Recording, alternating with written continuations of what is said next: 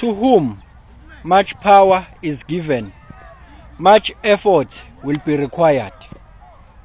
Kumbula, life works with the law of balance, macrocosmically and microcosmically. Sengisho kuwena. There is no tree that can grow up to the sky, not unless its roots are deep from hell. So ke kukuwena ke.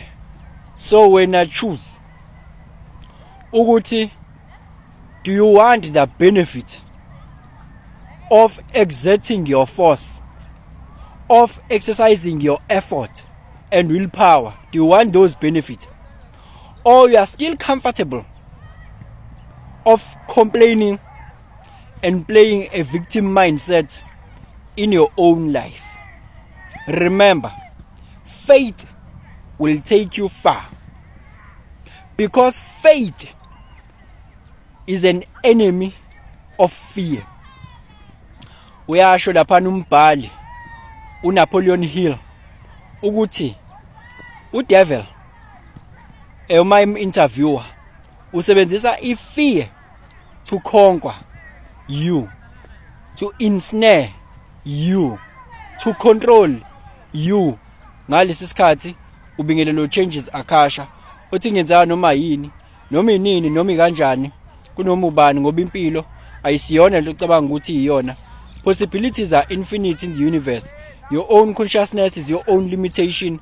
Kukude lapho esisuka khona futhi kukude lapho esiya khona. Beka phansi umoya ungatatazeli. Uyabona kwi-universe wena noma ungayigxeka uthi there is something wrong with it, njengoba impilo inje, khulileka. God is a mathematician. Ayikho into wrong nakancu, ayikho ngisho yodwa. Ngesizathu sokuthini, life works with a law of balance. Kwazi lokho uke uzwe makuthiwa alenzeki iphutha kuye, bese kuthiwa yena wazi ngisho inani leinwele isekhanda lakho.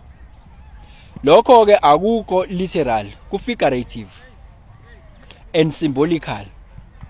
Kusho ukuthi ayikho ngisho into encane eyodwa that goes unnoticed, that does not succumb to the laws of nature.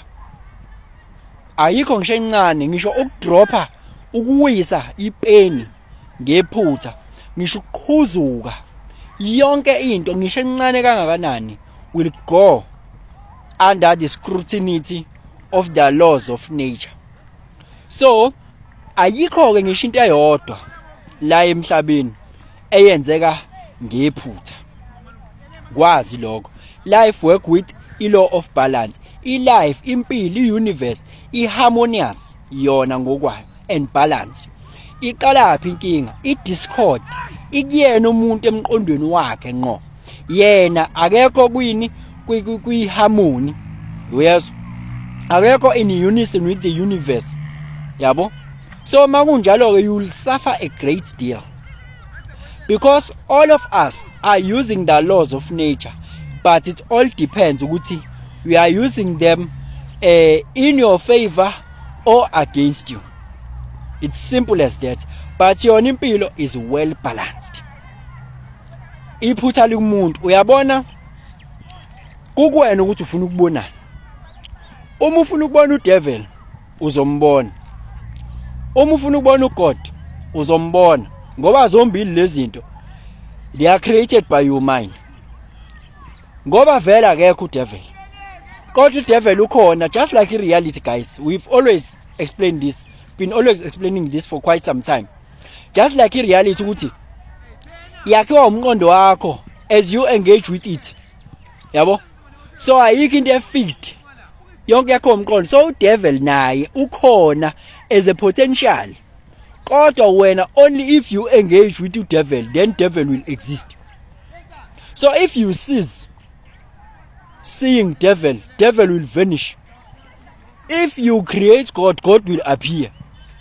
That's what will happen. How do you do that? Ondo wako, are you in faith or are you in fear? Those are two powerful weapons. So kuyadependa ukuthi yipi army oyijoyinayo. Yipi army oyijoyinayo. Do you become a co-worker of devil noma uba a co-worker of God? These are two energies, two poles of the same coin. Angithi akhumbula ukuthi ngithe impilo works with the law of balance. Bobabili ke bazosebenzisana. Kodwa wena uzochema nobani noyedwa. Lento ifana negraph, lento engangichaza ekuqaleni ukuthi just because wena so decide ukubona uNkulunkulu noma usu decide ukubona uGod noma usu decide ukubona okuhle, akusho ukuthi okubi ngeke kuze kube khona. And wena mufuna ukubona okuhle kakhulu nokubi kakhulu will come. Ayithi ngishilo ngathi mina, to whom much power is given, more effort will be required. Yabo? Angithi loyo umthetho futhi. Umthetho, that is the law of rhythm. Swing to the left, swing to the right. Yabo? We start from pain to pleasure. Akahambi ngenye indlela, khamba kanjalo nje. If you started from pain and in pleasure, if you start in pleasure and in pain, you can't eat the cake and the pain. You can't eat the cake and still have it. You can't keep the pain and the cake at the same time. You gotta lose one to gain one. So uyabona yini ukuthi kuyona yonke into engihlezi ngiyikhuluma, it revolves around the same thing. Two things are involved.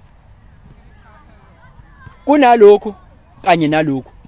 So how on earth would you think ukuthi only in life there's only one thing that exists?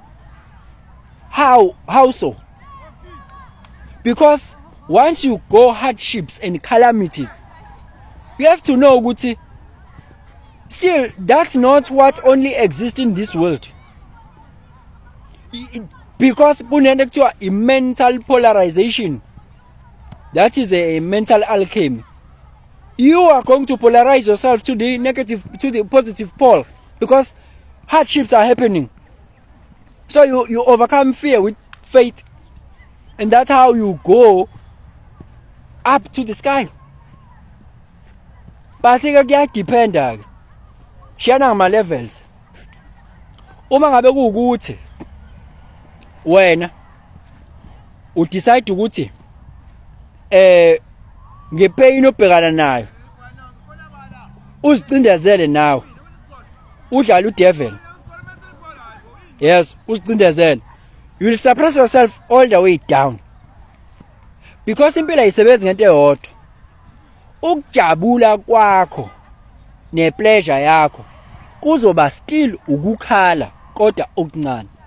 To get that, because life works with balance, ngeke kuze kube khona ukukhala kodwa uyenza uthola impilo yakho yes iseyibalansile kodwa ibalance on the pain side of things. Ayithi ukhumbula the law of polarity, yonke into ina pair of opposites kuyona. Even ngayibreaka noma ngayibreaka lento le, yabo le, yabo lokhiye lo, mangubreaka la center nale side lingala lizoba no half wakhona, two sides. Angithi yonke into izoba na two sides, yonke ayikho into izoba ne side elilodwa.